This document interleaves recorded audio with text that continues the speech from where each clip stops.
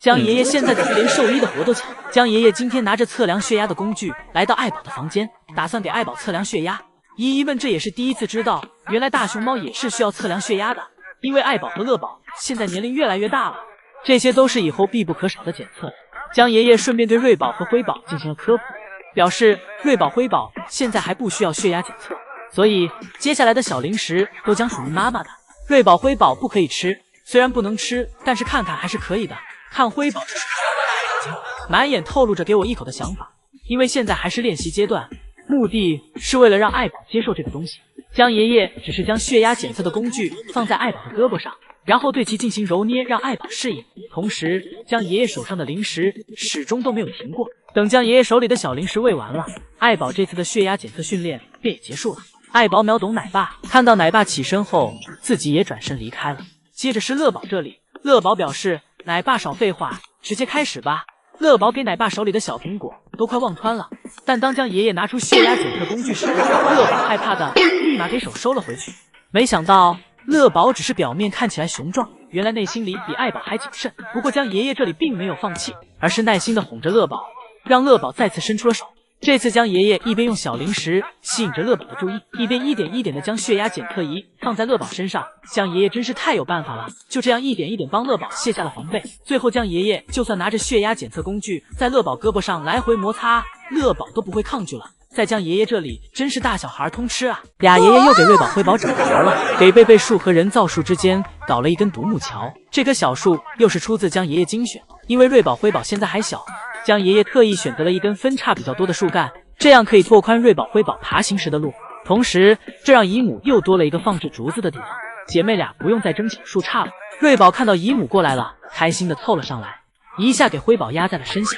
辉宝的小尾巴示意自己快要被姐姐压死了。姐妹俩有了这个独木桥后，就算妈妈不领着自己去室外，姐妹俩也有事儿干了。此时，姐妹俩彼此都想去到对方那边，但谁都不想让道，姐妹俩便只能靠武力解决。辉宝咬着瑞宝皮套拉扯一通，给瑞宝拉扯的难受。最后，瑞宝选择了妥协，往后退去。但这时辉宝又不想过去了，还表示可以让瑞宝过来。瑞宝过去后，辉宝还主动给瑞宝让出一块空来。就算有再多的空，地方再大，住着几百平以及顺带小花园的大平层，姐妹俩还是想黏在一块儿。而这时的辉宝虽然被瑞宝一直压着，但是辉宝一点脾气也没有。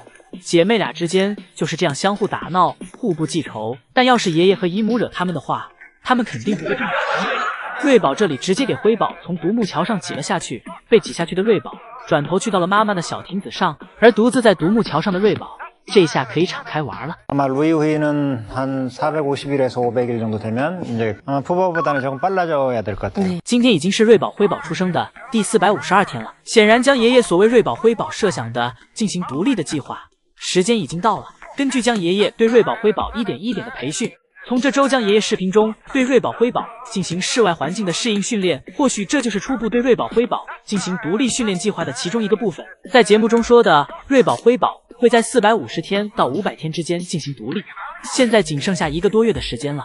而瑞宝和辉宝的独立训练与福宝当年明显不同，当年因为福宝是自己，爷爷们对福宝的担心不是一星半点儿，想着这么大点的孩子一个人生活了该怎么办啊？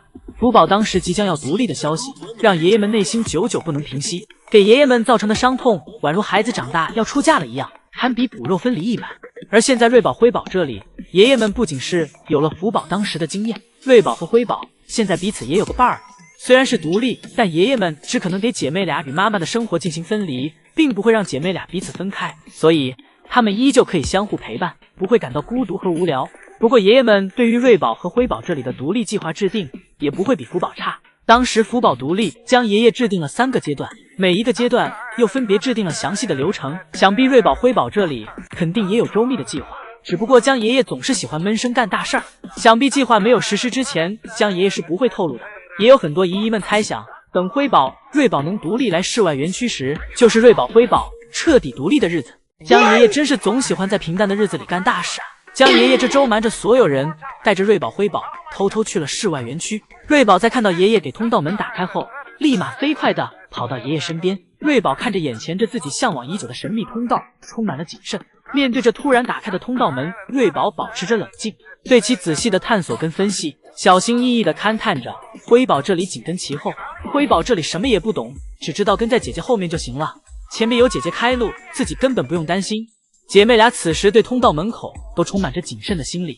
一向莽撞的辉宝这次也不再无脑冲了，跟瑞宝一样小心翼翼地不断探索着，直到爷爷们在外面不断地用声音引导姐妹俩这才敢往前走。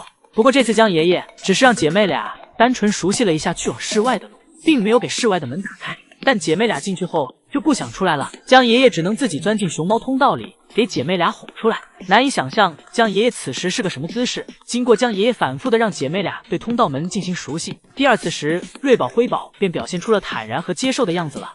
等第三次适应通道时，爷爷给通道门打开了，姐妹俩这是第一次真正意义上来到了室外园区。瑞宝面对着崭新的地图，充满着好奇。这柔软的草地是室内的黄土高坡所体验不到的触感，这些对瑞宝来说太陌生了。此时瑞宝看着室外园区感叹道，这景色简直美得不像话。辉宝这里突然胆小了，不敢出门了。辉宝这个样子很像小时候刚出室内园区的样子。爷爷们当时以为辉宝比瑞宝腼腆老实，但等辉宝几天后适应了园区后，爷爷们发现是自己想错了。爱宝这时看到了辉宝的胆怯，走上前陪着辉宝一起走了出来。而瑞宝这里此时已经给新地图开拓到妈妈的小木床上了。辉宝这里看到妈妈回去了，害怕的立马跟了回去。而瑞宝渐渐走到通道，只是跟妈妈和妹妹说了声再见，自己又掉头回来了。这时室外园区只有瑞宝自己，但瑞宝一点也不害怕，这让爷爷想起了以前的福宝。此时瑞宝那睿智的大眼睛仿佛要给整个园区全部收入自己的眼里。这时江爷爷来到了园区陪伴瑞宝，一方面也是害怕瑞宝爬到树上自己来不及反应，有爷爷在身边后瑞宝更胆大了。瑞宝的第一次来室外很是成功，至于辉宝嘛，还得多练。瑞宝辉宝今天下班点跟他隔壁老父亲一样了，都在睡觉，姨母和爷爷怎么叫都叫不起来。爱宝在下班时还停在小床旁等了等瑞宝辉宝，最后深叹一口气，自己先回去了。爱宝生活在宝家，是智商最高的，也是叹气声最多的。爱宝常常因为自己的聪明，显得跟宝家成员的智商格格不入。但是爷爷们在跟爱宝交流起来时的省心，是在宝家其他成员身上所体会不到的。因为乐宝虽然能听懂，但却不听话。比如有爱宝帮忙带娃，两个爷爷工作量直接减半。福宝晚上不回家，将爷爷让爱宝帮忙去带回来。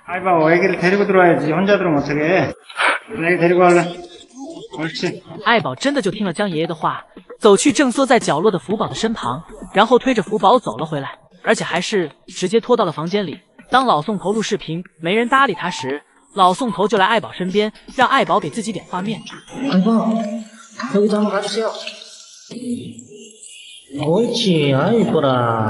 爱宝回过头来给足老宋头面子。再例如江爷爷要打扫房间时，爱宝正在两个房间的门口，江爷爷让爱宝换一个位置。